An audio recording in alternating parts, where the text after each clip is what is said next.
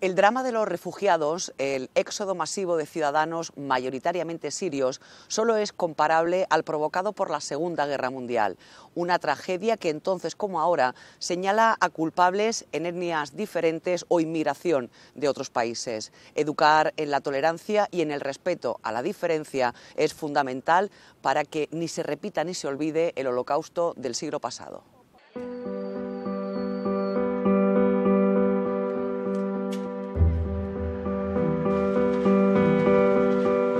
Daniel, Chema y Curro son profesores del Instituto Hijaldún de Dos Hermanas que han trabajado junto a otros compañeros para que la lección sobre la Segunda Guerra Mundial sea algo más que una sucesión de fechas y batallas aprendidas de memoria.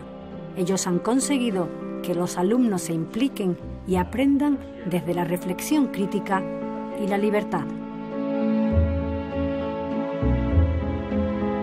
Lo que nosotros estamos aprendiendo aquí es lo diferente, es esas cosas distintas, que cómo Hitler llegó al poder, pero por qué, y por qué la gente se lo creyó, y por qué un país se peleó con el otro y no con el que estaba al lado, y ese tipo de cosas que al final lo que nos pueden ayudar, porque esa intención que tiene detrás de las cosas al final son las que se usan día a día. Entonces pues es lo que nosotros necesitamos aprender y reflexionar sobre ello. Aquí se trata de aprender el porqué de aquella barbarie, de analizarla con rigor para evitar que la historia se repita. El ser humano es un ser humano como constante biológica y reacciona ante problemas similares de una manera parecida.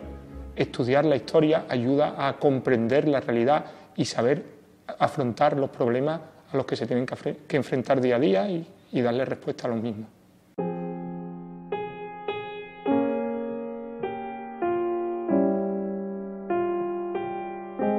El periodo que nosotros tratamos en el Holocausto es muy interesante porque se vive el gran desarrollo de la propaganda de la mano de Joseph Goebbels, del nazismo, y se empieza la gran manipulación de las masas a principios del siglo XX, el concepto de masa, Ortega, Pareto y esta idea.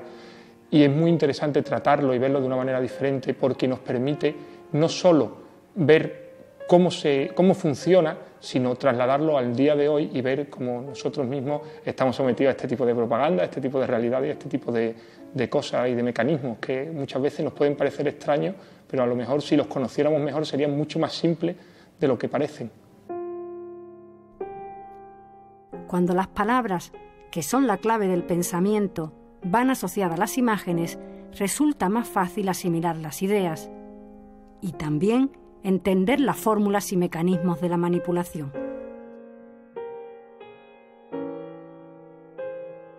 Las entradas de los campos de concentración.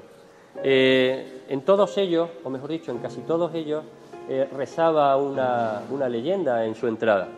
El trabajo libera. Una oración impersonal que está sujeta a la interpretación de quien lea este tipo de leyendas a la entrada de los campos. ¿Libera de qué o de quién? Persona que no fuera rentable o que no fuera productiva era eliminada, hizo falta. Aquel que era productivo pero enfermaba o se lesionaba y ya no podía desempeñar su trabajo, era ejecutado también. Es decir, los querían por su trabajo.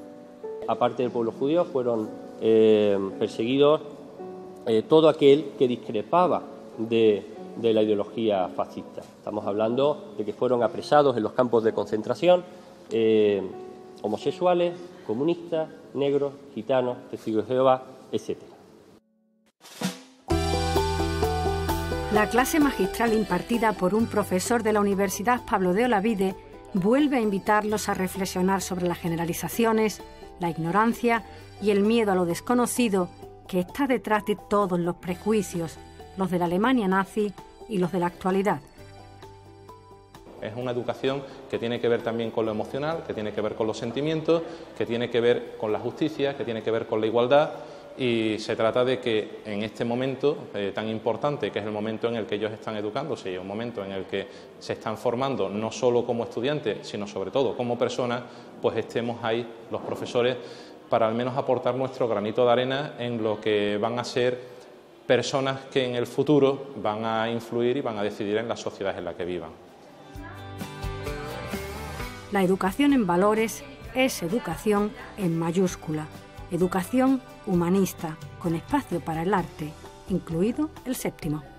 En mi clase en concreto hemos proyectado la película de Jerusalén, donde el alumno ha visto cómo se ha formado el Estado de Israel en el 48 y cómo las potencias mundiales en aquel momento, cuando deciden que se funde el Estado de Israel, de alguna manera cada una antepone sus intereses y eso todavía tiene consecuencias hoy en día. Lo que a mí me ha causado mucha impresión es que los alumnos han sido capaces de preguntarse, entonces no hay unos malos y unos buenos, sino que dependiendo quién dé la noticia, nos puede parecer que unos llevan razón y otros no. Y han comprendido que después de 70 años el problema sigue siendo exactamente el mismo y que solución, como no sea la diplomacia, tiene muy poco. La educación para la paz favorece el diálogo y la tolerancia. Si te enseñan desde chico a matar y a discriminar, cuando seas más grande, pues matarás y matarás. Yo creo que habría que tener un poquito de indiferencia con aquellos que intentan hacer daño y poner nuestro granito de arena día a día intentando ser los mejores que podamos y ayudar a cualquiera que le haga falta y demás. Una educación que fomenta la libertad de pensamiento. De lo que se trata es de hacer ciudadanos libres y en esto es en lo que nos tenemos que involucrar, no en formarles una opinión, sino en dotarles de los instrumentos y de los elementos mediante los que ellos, en definitiva, vayan a crear su propia opinión de forma libre y en el respeto. Una educación capaz de implicar a los alumnos. Ellos están llegando a casa comentando lo que están trabajando y cómo lo están trabajando de forma que no nos comentan con otro tipo de formas de estudiar. Una educación que ilumina las sombras del Holocausto.